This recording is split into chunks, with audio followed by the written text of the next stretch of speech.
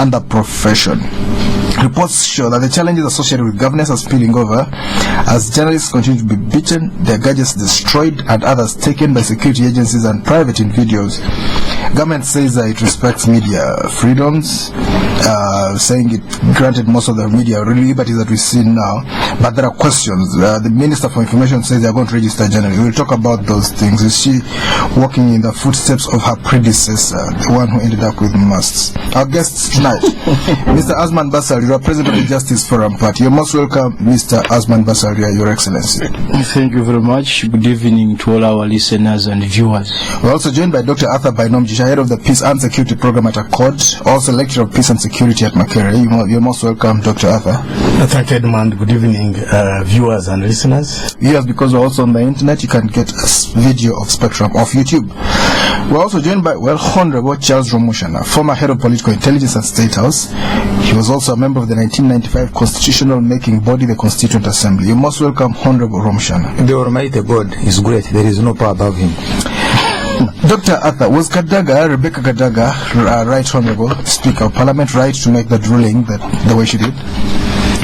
Thank you very much, Edmund. I think it's not a question of right and wrong. I think it's a question of rule of law. It's also a question about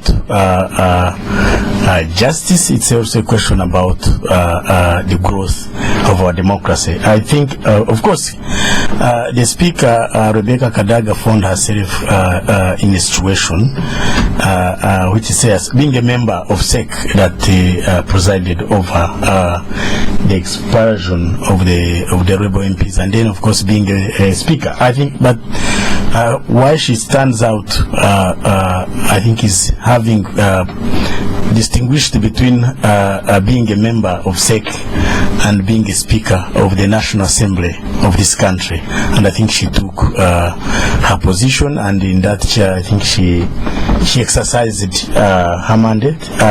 She extensively quotes the Constitution. She extensively quotes the Supreme Court ruling in the case of the Tumukunde versus the Attorney General, and of course she also takes precedent from England, yeah, from UK, and reading her basis for the ruling, I felt that actually she appealed to the law, she appealed to reason, and I think she had no way but to rule the way she ruled, because if she didn't, then a lot of things would have happened. And if I can go ahead, I think one, her mandate as a Speaker, of course, is to preserve the sanctity and the independence of the Parliament, and that, of course, includes the protection of the members of Parliament who are under her care. And I think she did that, because actually the undercurrent within this standoff is actually the independence of Parliament, the whole principle of separation of power between Parliament and the executive. And I think she chose to preserve the independence of Parliament, which, in my view, I think she did a good job. Now, the fact that the NRM has decided to take the case to the Constitutional Court, I think is also a positive trend or development, in a sense that the NRM has not used under hand measures where they could actually use force to expel these guys. What kind of force?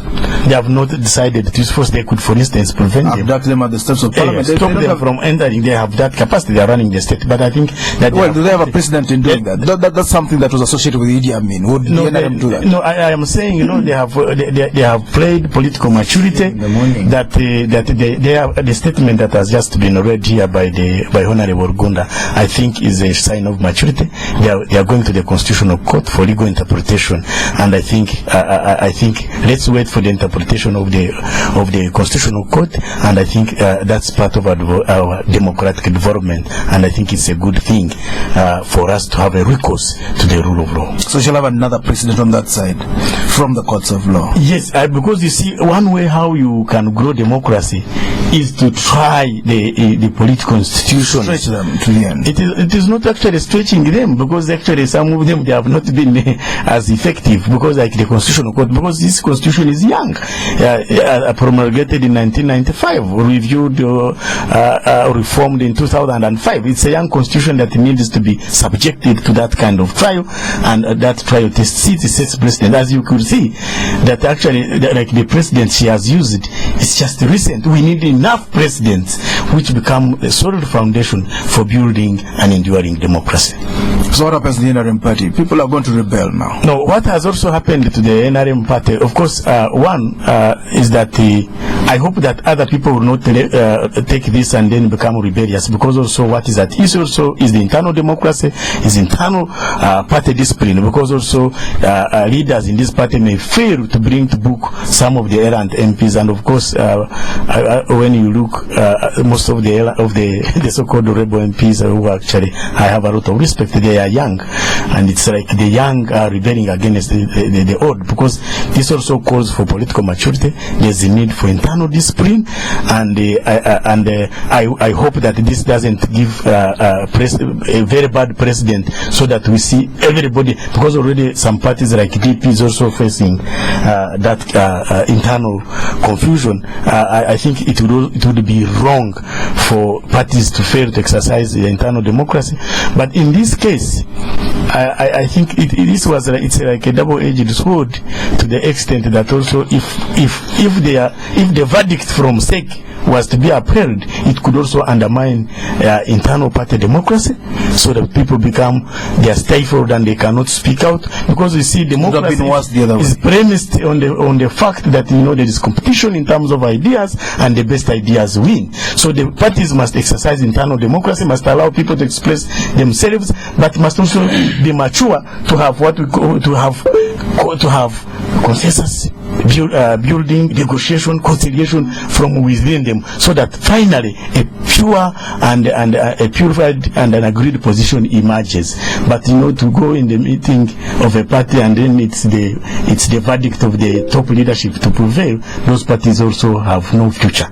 So essentially, the ruling. I mean, we don't want to see presidents where people disagree in the party and they are expelled. And I'm glad I have my colleague here who is a party president.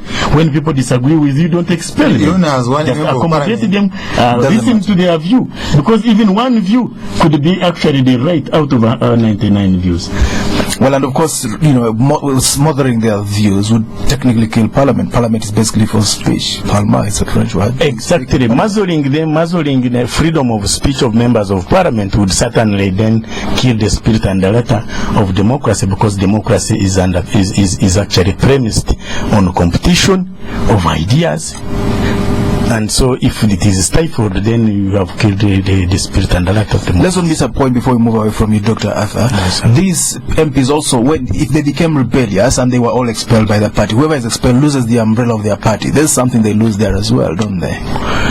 So one has to weigh the pros and cons. Yeah, if they won't sponsor you for the next election, you really are out in the cold. Yeah, but you see now, the ruling by the speaker now has put that on hold, that you are not going to be expelled. Because the point is, if they expel you and even though you stay in Parliament, the next election will not be too far away anyway. Exactly, but the good thing with these people are lucky they still have so many years, 3 years to go. They can go on, but of course, come 2016, they will not get sponsorship from the party. By that time, either they have formed their own political parties or they have joined my JEEMA and DP or FDC. But I think history is being made in this case, and I think people should look at it from with a positive mind. Even the NRM should now take time to reflect and see where they have gone wrong and what they would have done better. better, so that they can build an internal democracy and a strong and cohesive party. But otherwise, if they continue expelling people who disagree with the view of the chairman or the leadership, then the party also could actually end up becoming a dictatorship. President of the JEEMA party. We have only one party president in the forum tonight. Talk to us. What's your view as a party president? Forget about the legalists. Well, thank you for saving me the legalists. I don't want us to undermine the impact of an expulsion from a ruling party, because there are fears that most likely it will breed indiscipline. I don't think so. There is a lot one loses by not being a member of the NRM. Of course, these rebel MPs, certainly they cannot be ministers, in the sense that the president, with or without work. Yes, with or without work. You have a good so that opportunity is lost because of this expulsion. Number two, there are also associated benefits of being a member of NRM. In times of elections, for example, I know that they benefit from some of the privileges associated with the incumbents, where the army and the police are deployed to ensure rigging for the president. NRM MPs benefit. You have evidence over this? Enormous. What do you mean? What do they do? I have been a candidate. Number two, you know that NRM gives money, campaign money. Your party doesn't? To its candidates. Your party okay? doesn't? Well, I will come to that. I'm aware that, for example, in the recent election, JEEMA gives money. In the recent election, NRM candidates each received about 20 million shillings. Okay? JEEMA was able to give about 5 million. Okay? Not too far away. So, these guys are going to lose that. You know, the 20 million. Salary for 1 month. They are going to lose the protection that comes with being a member of an incumbent regime, the associated benefits, the ignominy associated with the expulsion, the shame, you know, the shame, living with it. How can it be a shame when they think they have been expelled on principle, defending their constitution? No, that democratic. I'm now also talking about. I'm talking about public perception. Right. Okay. Rightly or wrongly. Yes, rightly or wrongly, but in public perception. Okay. If you ask them, they will tell you they are proud. But I'm talking about the public perception. What the people think. Yes, what a cross section of the masses think. So, it's not true entirely that this act is likely to undermine party cohesion, is likely to undermine, discipline in the parties. It's a very strong statement. When the Malemas were expelled from ANC, okay, their lives have never been the same. Okay, they have maintained influence somehow. Well, but caused the ANC to lose a certain election. Yes, I know. But you see, if he had remained in ANC, Malema was going to be a force, like it or not. I know he still enjoys, influence. So the point I'm making precisely is that expulsion is a very strong punishment, which we should not really underlook for purposes of what happened. Number two, it's also very ironical that the NRM, because you see, when you hear NRM ideologues speaking, they have never come to terms with the fact that the NRM is a political party. Yes. So they will tell you, we are still multi-ideological. We still tolerate multiple tendencies. Now, what does that mean? That means that as a political party or as a dispensation, it is supposed to be a marketplace of ideas where all sorts of ideas are allowed to flourish. This expulsion, with due respect, is the opposite of what the ideologues have been parading. So it's really very ironical. So I think that they should be able to walk the talk, be prepared to defend the fact that they have been parading themselves as being multi-ideological, The NRM. and catering for tendencies. So I think it's also important for us to look at it from that aspect. Now, let me delve a little bit into the legalese, although you had cautioned me not to go there. Please go. I think the Speaker of Parliament, you see, when Honorable Sekandi was confronted with this situation, he acted very whimsically. Okay? Yes.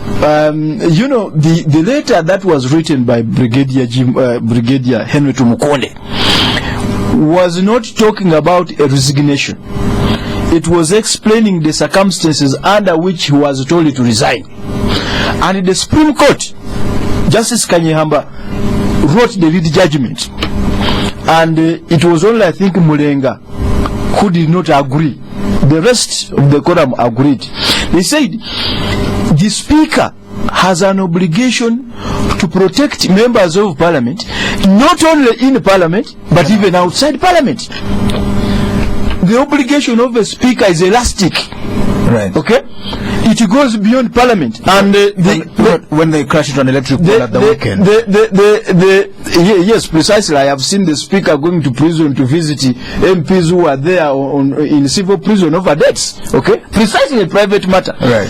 But what I'm saying is that what the Honorable Kadaga was doing here was precisely to follow the decision of the Supreme Court in the case of Brigadier Henry Tumukonde and the Attorney General and the Electoral Commission, because Brigadier Tumukonde sued both the Attorney General and the Electoral Commission. Okay, and he was awarded the costs. In fact, the precedents you are talking about emanated from that decision, because Justice Kanyehamba was quoting a situation which occurred in Britain a long time ago. Okay, so I think, in my view, and you know, we were here discussing this very same thing, the Speaker was alive to her constitutional obligation as Speaker of Parliament. Now, I wish to applaud the move by the NRM to go to the Constitutional Court. In fact, that's what they should have done. What Arthur is trying to appreciate that they have not used the underhand methods is that, in fact, they tried to use them. What did you hear? By the Honorable Mama Mbabazi writing to the Speaker. That's underhand? Okay? That is subterfuge. It's not even underhand, it's subterfuge. Okay? So they tried the subterfuge methods. Now that they have failed. Intimidation. Was that intimidation? Precisely. And that's why it's not only intimidation. But the Speaker is much higher than the President. No. It is not only intimidation. It is not only intimidation. It is also blackmail. I'll tell you why. When you read the press release by the NRM, yes, they now begin alluding to the fact that the Speaker was a member of SEC. Yes. And therefore, by implication, they are saying her decision should have been automatic. Okay? Now, they are bringing in blackmail. They have confirmed the family choice. Exactly. So, for me, I think it was both intimidation, but also blackmail. And now, the aspect of blackmail is being vivid from the press release. So, I think it's important for us to appreciate the move. Only that what should have come first seems to be coming last. And I think why, on the other hand, why I think it's also important. We have many constitutional petitions pending in the Constitutional Court because of lack of quorum. Now we have judges. Okay? Yeah, they are yet to be... they'll go through Parliament, they'll walk. They are yet to be approved.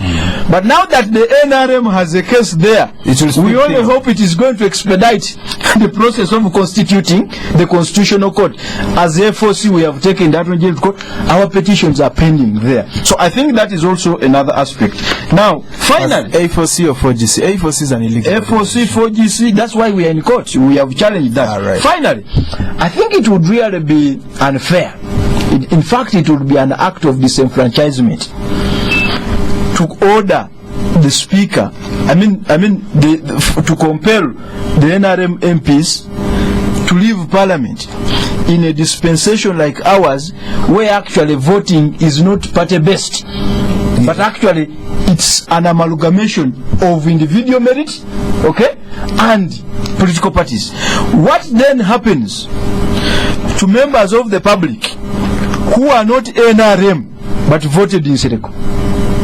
Voted in Kasimiri. I think the argument that has been raised all along, and I'm happy that the speaker has been part of the legislative history of this provision 83. That can only happen, and I've had people giving examples of South Africa. In a typical proportional representation, it makes sense. It's different. Okay? It makes sense. The party sends you there. Exactly. In fact, you don't even know whether you will be an MP. But I think that don't interpret the law in your favor. The fact that you are not that the primary elections, yes, and you win primary elections, yes, and you run on the party ticket, yes, and you are funded, yes, it is presumed when you win that you've been elected by the NRM supporters. No. Yes, it's good you have talked about a presumption, a rebuttable presumption, not irrebuttable. Okay, right. So the fact is that I will tell you there are many non-NRMs who voted these people. All right, let's take a break right now. This is Spectrum on Radio 1 tonight, reviewing the week with our panel. We'll be back to stay tuned. Officer, this time I'm going to throw away all my pangas and knives because you said they help in transmitting the banana bacterial wilt disease. Take heart.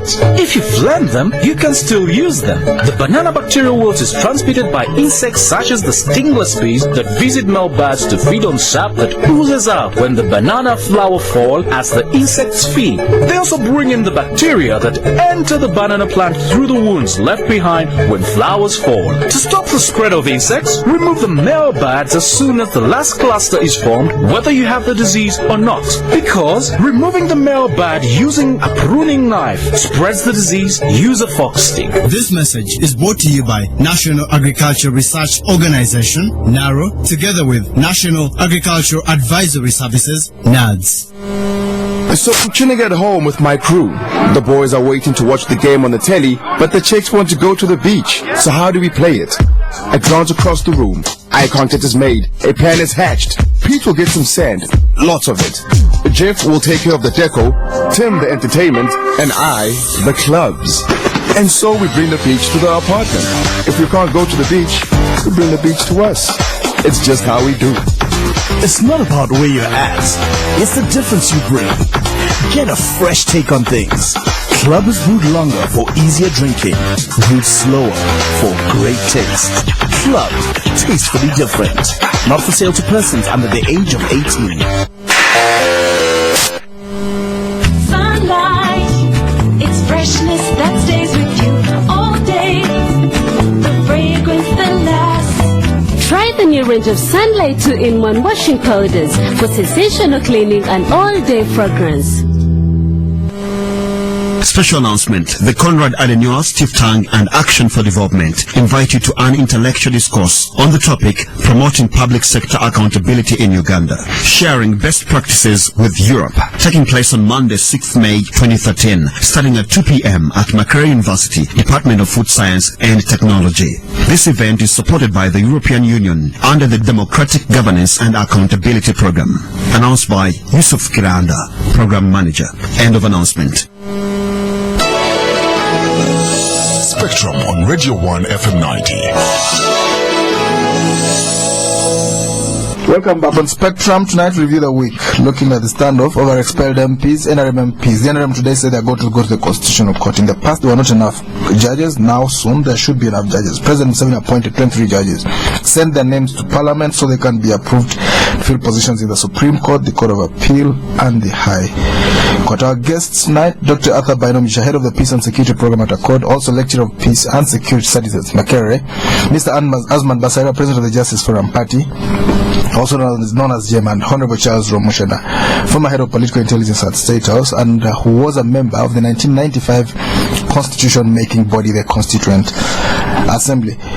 Honorable Charles Rwomushana, talk to us about this decision to expel NRM.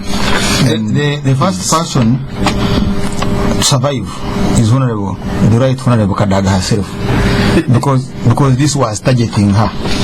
If she had signed that they get out today, within a week she was going to be told, SEC has reshuffled you wait for deployment, we are sending in another speaker. This is the NRM position, and she refuses. The disciplinary committee sits, dismisses her, she loses the seat, and I doubt if she would have remained the speaker. So she has survived temporarily. Say that again for us. The target was I don't want to go into this history. No, let's get why do you mean it was linked for us? It sounds like surreal. Yeah, because I wanted to bring it the other day. There was the Chugongo committee to reconcile, no, actually Chugongo and Honorable Rugunda committee to reconcile Mbabazi and Kadaga. At one stage, even Kadaga in a meeting alleged the Mbabazi attempted to poison him. There is a lot of conflict that is going on there, and initially she used it to kneel between the Right Honorable Prime Minister and the Right Honorable. Yeah, you remember this case of Tanzania during the election of ERA, when the president was saying this young girl from the disco, you can come from the disco and then you go into foreign. The president mentioned that, yes. Foreign policy, know your boundaries, know your limits, know your. So it's a long history. There is a little bit more serious, and the climax was when she was required to appear before police. The only difference that the police now came to her office, but that is the Nebanda situation. Yeah, but when she spoke at the burial. Please go into those details. I didn't want to go into it. But anybody who alleged that the president was involved in the murder must go. What do you mean? Yeah, anybody. I'm now telling you, anybody who alleged that must go. And this one is that your decision or something? No, I mean it's written. This was only a precursor, and they've survived, but it's not them who have survived. It is her.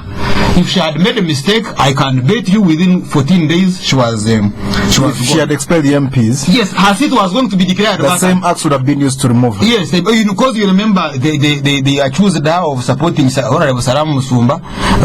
There is a lot. Hers is a little bit more serious, whereas there are aspects. Hers is a log.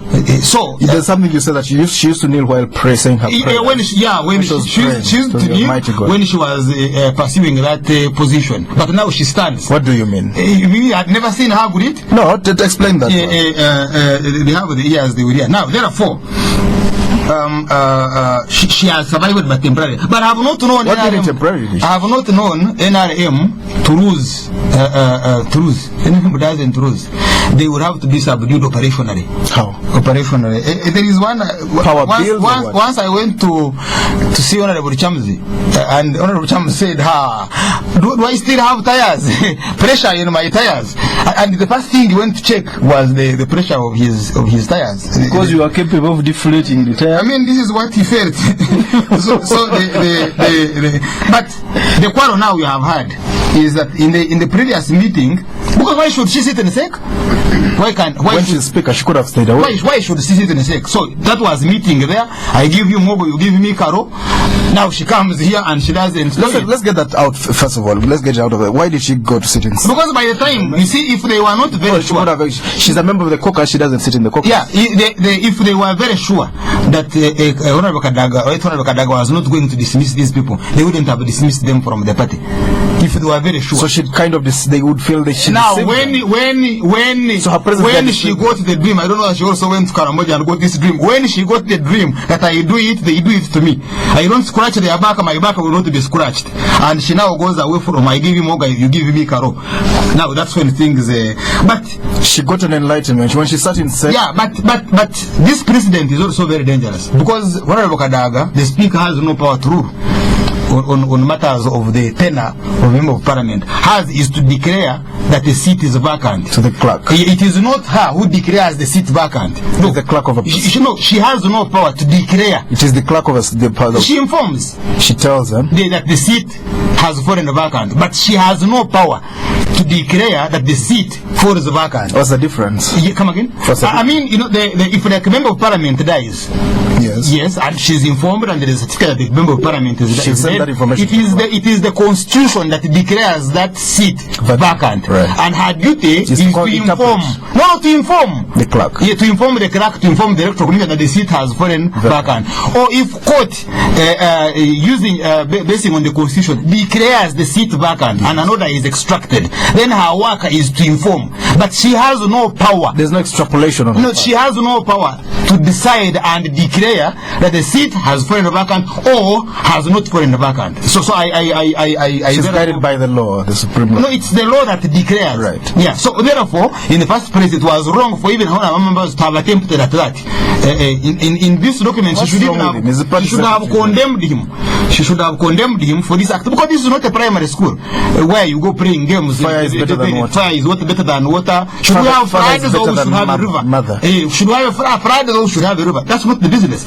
You are supposed to go and discuss matters. Sugar. Yeah, we should go and discuss matters of survival. Matters of survival to do with the welfare of the population, to do with the national security. You are now having soldiers making IDs for us. No, forget about the IDs. That the desertion and then they are cutting money from here. Those are serious matters that we should be debating. Not these letters from Mambabazi. Now change them from here. We have this. No, you don't define members of parliament. For them. These are guarantors of the constitution. That's how we made it in the CA, that they should protect this document. And the moment you pray with them, then we don't protect it. The document remains vulnerable. Stationary. Now, the president of JEEMA here, who says that within 3 years they will have problems. Who tells you NRM cannot go before the expiry of 3 years? What do you mean? It can. It's a popular party. By the way, you see, you don't know what is in the future. The future is very pregnant. That's why Jesus Christ says that no one knows when the world ends except the Father. It could even be the next minute. So if it is possible that the world can end within the next minute, how about NRM can end? We are not here to discuss the No, let's hear this. Are you the one who determines what to discuss here? Go on, Charles. Therefore, the members, because it's not the first, there is Honorable Chionga. Honorable Chionga won elections, refused to sit in that house. In 1980. In 1980. Beyond the NRM. Yes. Who would know UPC? UPM actually. Who would know UPC would go?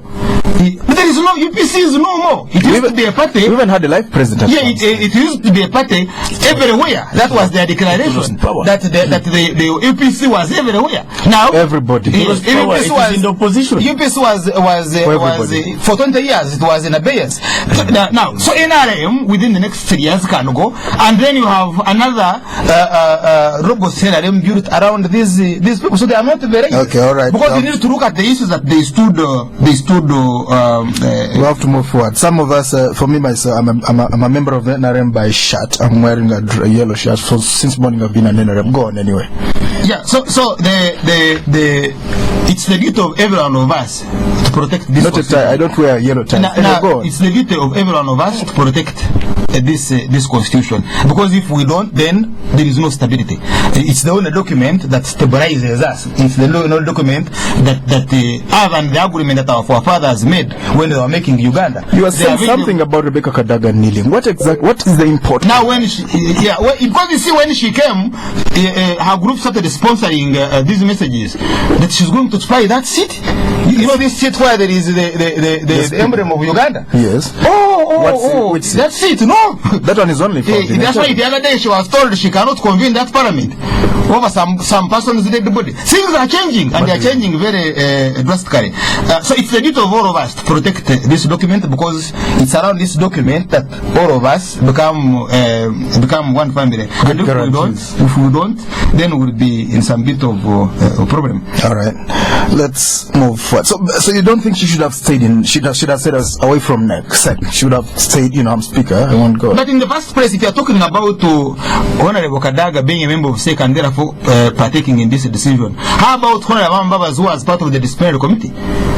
Yes. How about Honorable Chibugo? Well, Kadaga was wearing two hats. She was gone. She doesn't sit in the caucus. All of them might did. As well have stayed. All of them did. Honorable Mbabas is in the committee that recommended the dismissal. Yes. Then he goes to sit in the committee that confirms the dismissal. He doesn't occupy as powerful a position as Kadaga. He does. Now, then again, in terms of the final ruling, it was Kadaga. He does. He's the Prime Minister of the Republic. Number see, 6. By the way, on the most serious Kadaga is number 3. By the way, on the most serious note, the National Resistance Movement is not an ordinary political party. It is a state party. You have to look at its history. It's fused within the organs of the state. It's not an ordinary party. That's why, rightly so, the president of JEEMA is worried for these individuals that they cannot be secure politically or otherwise in the wider part of society. So there is no way 5 of us can voluntarily make an organization and then one of us dismisses one of us. Okay, it's not possible. Let's talk about Dr. Arthur. Let's talk about the World Labor Day. Does Uganda respect the worker? I think, of course, the law of the land and the leadership, of course, does mention it protects the rights of the workers. But of course, in terms of practice, because there is the promise and then de facto and de jure. Yeah, of course, the workers have been complaining. The living wage, but also there have been also some challenges like teachers who were deleted from the payroll. I am told quite a big number of them have been deleted on the payroll. Up to now, they are still struggling. On what grounds? Charles Rwomushana may explain more on that, but up to now, some of the teachers have not been getting their salaries. So, and you know the teachers earn less money. So, what do you mean? Charles can explain. Is it a security matter? No, this Charles has done a lot of research, especially on UPE and the teachers. But the point I'm making is the question you are asking, whether Uganda respects the rights of workers. I am saying the constitution and enabling laws provide for that. Do we work? But sometimes, let's get the practice. I think there is a lot to be done in terms of respect for workers, and I think it is very important. In Russia, just recently they reintroduced a reward system for hard work, which was an old Soviet thing, because you see, part of it, I think what explains the laziness and lack of innovation and the spirit of hard work in this country is because we do not respect and reward labor. So you will find that most people are complaining. Those who work in factories here, they complain of poor working conditions. You have our teachers still complaining. So I think there is a room for improvement. I think that the government needs to walk the talk, and for instance, those teachers really, they need to be put on the payroll again very quickly, and again their money should be paid and perhaps even compensated. All right, let's talk about. Do you think, since you talk about rewarding labor, should we have a minimum wage? Now, the minimum wage, I think, could be very tricky. I'm not in charge of this country, but if you are in charge of a give us the analysis of if it. you are in charge of a country that is still dependent on donors, where almost 30% of our budget is funded from external partners, then you would leave a lot to the private sector, so that the forces of the market determine. But of course, the government has that responsibility to protect the rights. So government just makes some measured interventions, because you see, you could set a minimum wage and you fail to sustain it. So in my view, if we grow our private sector, risky. The president dismissed it. It's risky. The president dismissed it. He says you don't talk about a minimum wage. I think that was wisdom, because it's also important that you don't set a minimum wage which you cannot sustain in the long run. What would happen? Because people in the long run make it a right and they begin to demand. So I think it is imperative sometimes. The president was right in there. I think the president was in Kenya, Uhuru Kenyatta announced a 14% pay rise for the minimum wage. Last year they had a 13% pay rise, and the Kenyan Association of Manufacturers was complaining. They said it's defeatist, it's going to destroy. I think, as you remember our discussion, I think Uhuru as a new president, as a new president, of course, wants to raise. Well, but they had 13%. He wants to raise his political capital, and I think he's tried that. But also the Kenyan economy in the region is sagging. It's doing well. You see, one of the achievements of it's sagging. What do you mean? I mean, it has grown. Sagging is a the wrong word. It's surging. Go on. It is. Surging. They have performed well in terms of the economy and industrialization. They launched the causes city, which they are going to construct. So the economy has been doing well, and I think they can take a risk. But when you look at our country largely, it is still risky, and I think until we have achieved some critical development levels. Stick to Milton Obote's minimum wage, 6,000 shillings per plantation. No, I'm saying actually let the forces of the market. Supply. But again, the government can come in, of course, to regulate. The government cannot just leave that to the market alone. Asuman Basalirwa, talk to us about, should we have a separate ministry for workers, Ministry of Labor, full stop? No, I am not among those who believe that every problem, the solution lies in having a ministry. What we should really be advocating for is effectiveness of the existing departments and ministries. In fact, we should be fusing. We should be seeing more fusion to minimize administrative costs. You fuse, you strengthen. I think it's important. But you also mentioned about the Labor Day. But what's the history of this day? Very briefly. You know, the history of this day has really been about workers' rights. So the question we should be asking ourselves, are the workers in this country actually enjoying their rights? I will tell you, even basic things, like employment contracts, especially the private sector, is a very big challenge. Let's move forward. Let's talk about the World Press Freedom Day. Charles Rwomushana. Comment on this. On labor. Very brief, half a minute. Yeah, you see, if you work for the economic setting determines your political direction. If you take on political management, if you work for a cattle keeper, you work for a bull, a young bull, and it's 12 months. Now, when the bull is born, they give you a young one which is going to breastfeed. So you have another 6 months of labor as to breastfeed. Now, those are 18 months. And within 18 months, the bull dies. So then you are promised you will be given 2, so you continue working. That's how the labor and production relations take place in that kind of situation. There isn't the principle of Ubuntu. The principle, humanity. The principle of Ubuntu is what has been adopted by capitalism. That a worker is more productive if you think about his welfare. That is housing, and you think about his good salary. But most importantly is that these workers here are not secondary to investors. Why do investors come here? They come here because of our markets, and they come here because of our resources. This is our country. We have shares. Yeah, we have shares in it. And I don't see why our workers shouldn't be treated in the wound. Let's talk about the World Press Freedom Day. It's World Press Freedom Day today, actually. The Uganda media has marked the day amid concern about attacks being made against journalists. The Minister for Information wants the media regulated more harshly. Is she following in the footsteps of her predecessor? Yeah, if you are not going to follow, you see, the existence of a state party is on the level of goods and services. The predecessor didn't end up very well. If you don't deliver, she was a princess. She was surrounded by masts by the time she left. If in a political environment like ours, in a democratic dispensation, for you to survive politically, you must deliver. And to deliver means that you must expend the resources. You must spend in priority areas. Now, the moment you don't do that, the only way you can survive is survive on falsehoods. Now, the problem with the press is not an ally in the dissemination of falsehoods. Yes, and therefore you must be curbed. You must be beaten. Yes, you can only survive if you become agents in the furtherance, in propaganda, in the spreading falsehoods.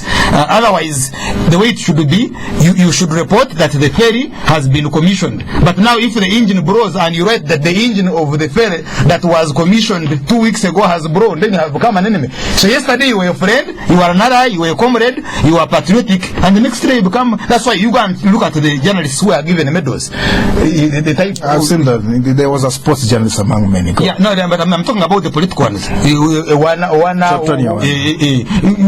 are some who can't. There are some who can't. The Charles Mwangusias of this world, those who are political and are looking at the. I get my medal at the end of every month. I've been doing that for about 24 years. So that's basically the problem. The journalist, the journalist in a state or a police state would already leaders have problems because he's trying to do the job substantive of the opposition of parliament to become a watcher. All right, I'd like to hear more of this, but the time doesn't allow. Dr. Arthur A., talk to us about world press. Is freedom, do we have freedom here under the role of your Museveni, the president? Let me say, Edmund, that in any democracy, one of the underlying principles of a democracy is a free press. You cannot have a democracy where you gag the press, because the press becomes the mirror of society. In fact, one of the US presidents remarked that he would rather actually have no state but have the press, because you see, the press have no government but the press, because the state, of course, the government runs the state. So the press, if you have a state, rather a press that is mature, that is free, actually it can run the state. So the point I'm making is that you can give us that quote from an American president. If he had to choose between the government, if he had to choose between the government and the media, he would rather have a media run the state without the government. Yes. So the point I'm making is that Uganda is a democracy. Of course, it's a young democracy, and so of course we have also seen that the press is very important in our democratic development. The press is very important in our economic development. So the press is a partner in development. That's why it is called the fourth estate. So I know that there are some times when there have been falloffs between, of course, some of the agencies of the state and the media. I would not want to think that that's the official position of the media, but rather of the state. But just to point out that actually the state or the government must desist from the temptation to gag the press in this country, for in so doing it would actually be a democratic reversal and could even reverse the gains. But I just, the final point about the media, we also realize that our media is very young. I'm a second bunch of the first trend. Yes, I'm a mass comma, the second group that entered Makere in 1989. So I'm a second group with Onapito Ekomoloit. And so we do not have many. I'm a journalist. I know you are not. You are not a journalist by reading news. But the point is, we are not many, and I think it's absurd that most of the trained journalists left this country or left the profession. Most of the people masquerading, most of the people in this media are not well trained. But we need. I think we need the Uganda Journalists Association. We need to emphasize ethics. Time is gone. Asman, give us your own view on this matter. Should government clamp down with their boot on I share some of the vicissitudes, yes, that the media to go through necessary. You're correcting the English. No. Go on, sir. Go on, that the media face. You struggle for space, you people in the media, the way those of us in the political position do. Charles and Arthur are describing this country as a democracy, which it has been for a long time. I don't share their description. I really think this is an autocracy, and because it is an autocracy, the media, just like any other institution of democracy, ruled by the majority, is an autocracy. As an institution of democracy, must struggle for space. Now, in a dictatorship like the one we are in, this will not guarantee. It's a democracy. Every 5 years. Okay, benevolent dictatorship. Let me qualify it for purposes of our radio. In a benevolent dictatorship like ours, you have to struggle for the space, and a benevolent dictator is not going to grant that space. So I think the media must continue with the struggle for the space. If you think that it will be delivered on silver platter, we are waiting. We have to go. Thank you very much, Mr. Asuman Basalirwa, President of the Justice Forum Party-JEEMA. Dr. Arthur Bainomugisha, Head of the Peace and Security Program at ACODE, as a leading think tank. He's also Lecturer of Peace and Security at Makere. Honorable Charles Rwomushana, former Head of Political Intelligence at State House, also member of the 1995 Constitution-making body, the Constituent Assembly. Thank you for tuning in. I've been your host, Edmund. Jesus Spectrum will be back on Monday. Have a blessed weekend. Thank you. Come out wherever you are, from the rolling hills to the valley's end. Follow me, pretty girls, to where beauty is crowned.